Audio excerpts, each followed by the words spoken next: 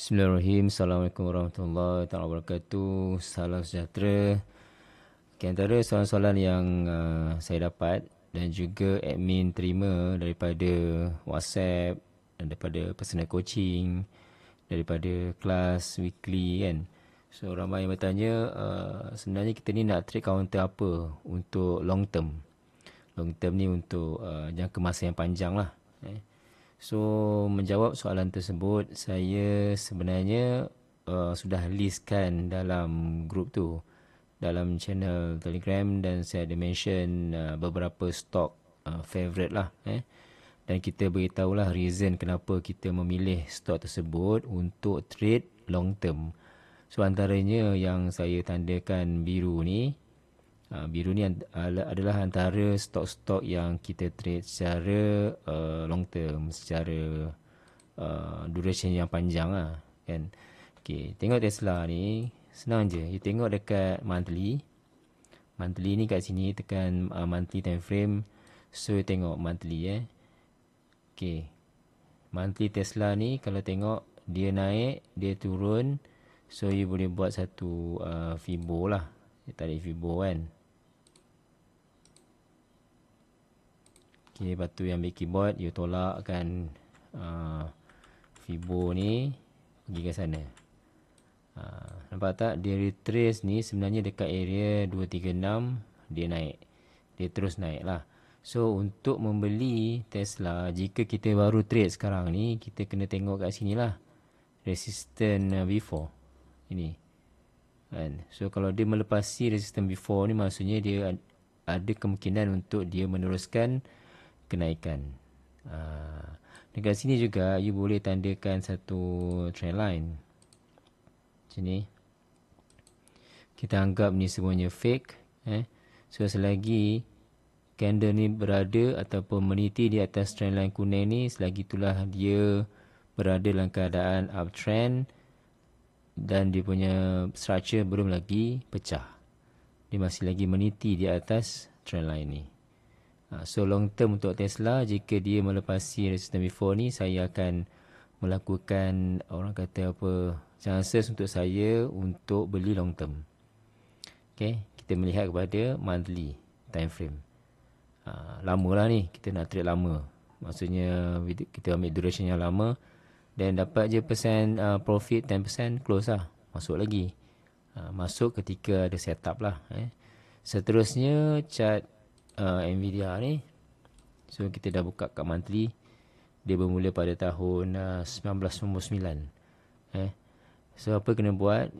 Kita tengok dia naik, dia turun, dia retrace, dia naik. So kita pergi kat sini, Fibo ni tanda situ, tanda situ. So you tolak lah. Tolak tolakkan Fibo tu. So sekarang ni dia extension dia boleh sampai ke sini, sini, sini, sini. So untuk melihat sama ada dia extend ataupun tak extend, kita bolehlah tarik trend line tu. Ni kita anggap dia fake. Sini ada doji, dia reverse. Tetapi di sini ada bearish engulfing. So biasanya saya akan tandakan supaya saya tak lupa. Saya biasakan menanda dengan arrow macam ni lah. So ini satu peringatan untuk saya. Jika saya nak long term Nvidia ni, saya kurang keyakinan. Sebab sekarang ni 30/11, dia belum lagi melengkapkan satu candles untuk monthly ni, belum lagi habis. Isnin nanti dia akan buat satu candle yang baru. Dan saya yakin pada hari Isnin nanti dia tidak cantik untuk kita belilah, sebab dia adalah bearish engulfing. Bila bearish engulfing, dia akan melakukan satu penurunan, retrace. Retrace tu mungkin dia retrace dekat area trend line yang kita lukis ni. So dia retrace kat trend line ni dan dia kemungkinan boleh rebounce. So untuk beli dia, kita kena cari setup. Setup yang kita cari kenalah break dia punya resistance before pada lower time frame untuk kita meneruskan penyimpanan, nak simpan stok Nvidia ni. So saya tak belilah untuk long term ni. Kalau saya dah masuk sekarang, tidaklah kan. Saya tak masuk sebab ada bearish engulfing. Seterusnya untuk Microsoft, pun sama agak. Ni pun bearish engulfing. So bearish ni kita tandakan siap-siap supaya kita tak lupa lah.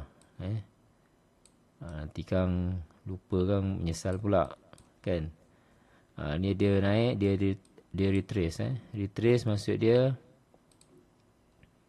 boleh lah buat macam tu. Macam kita buat tadi, Fibo extension.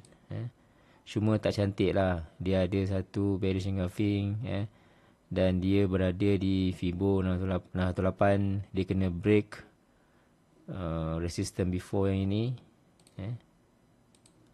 Barulah cantik untuk dia teruskan kenaikan secara long term.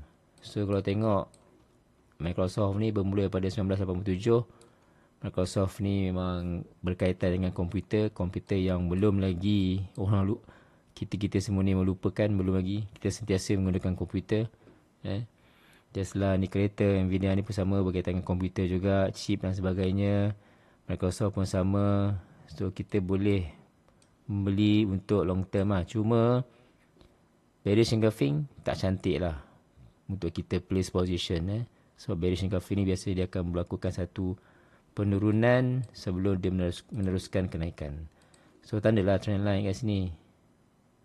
Ataupun sini pun boleh, jauh sangat kan. So sini tempat dia breakout ni pun boleh juga. So kalau dia meniti di atas trend line ni, barulah kita boleh beli Microsoft. Dengan syarat dia mesti breakout trend resistance before. Meta ni bermula pada tahun bila tu 2013. Facebook asalnya sekarang ni dia bertukar kepada Meta. Meta ni jangkaan yang sangat bagus lah sebenarnya. Cuma kalau you beli option ataupun Meta stock, harga dia mahal lah. Berapa ni? $647. Okay. So selagi dia meniti di atas trend line, selagi itulah kita boleh place position. Kita boleh place position kalau ada satu setup lah. Macam ni kan, dia tinggalkan ekor panjang, dia naik. Ekor panjang, so ada chances untuk dia naik lah. Tapi sebelum you place position, you kena ada satu setup untuk you beli. Mungkin dekat weekly ni ke. Weekly ni kalau ada reversal dan ada signal reversal, baru boleh beli lah. Besok dah candle yang baru. So satu pin yang panjang ni, harga force untuk ke atas lah. Harga force macam tu. Okay. So Meta ni ada je satu lagi candle, confirmation candle, dan kita boleh anggap dia boleh buat long term punya movement. Google setakat ni memang tak pernah lah kalah. Harga pun masih murah lagi. Dia bermula pada 2005. Kita COVID 2020. So dia terus melakukan kenaikan. Ni dia macam dah gayat lah. Kalau nak masuk sekarang ni macam tak berapa recommended lah. Kecuali kalau you pergi ke weekly lah. Ada setup baru boleh masuk. Weekly ni kena macam biasa lah. Kita lukis trend line kan. Lukis trend line macam tu.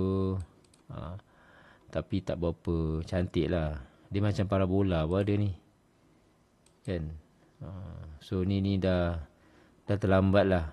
Kecuali kalau ada setup kat lower time frame, then you boleh masuk untuk long term.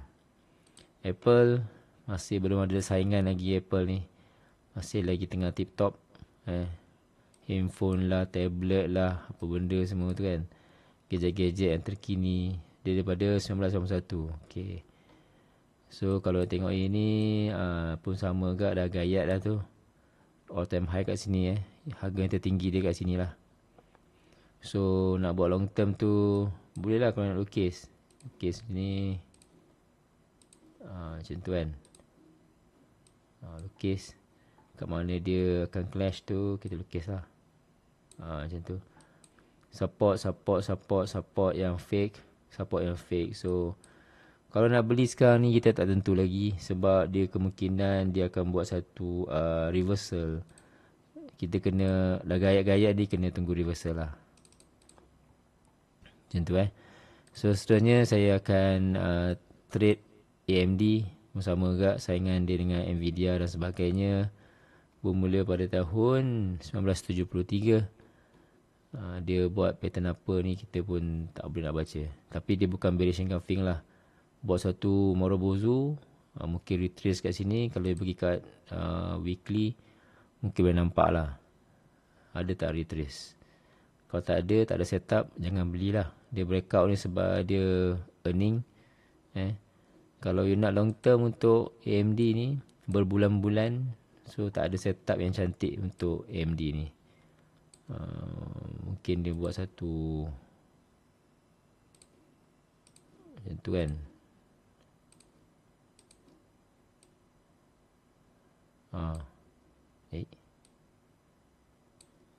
Macam tu lah. Oh, tak cantik ni. Saya tak trade AMD lah. Kalau baru masuk sekarang, memang saya tak trade AMD lah. Okay, saya rasa itu sajalah untuk long term stock yang masih lagi valid. Belum lagi bertukar dia punya list. Masih lagi maintain.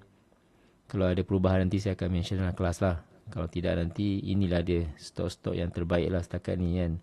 Kalau you nak masuk Adobe ni agak spread dia besar kan. Adobe ni dengan QCOM ni spread besar tak cantik. Okay, saya rasa itu sajalah. Alright, Assalamualaikum, bye bye.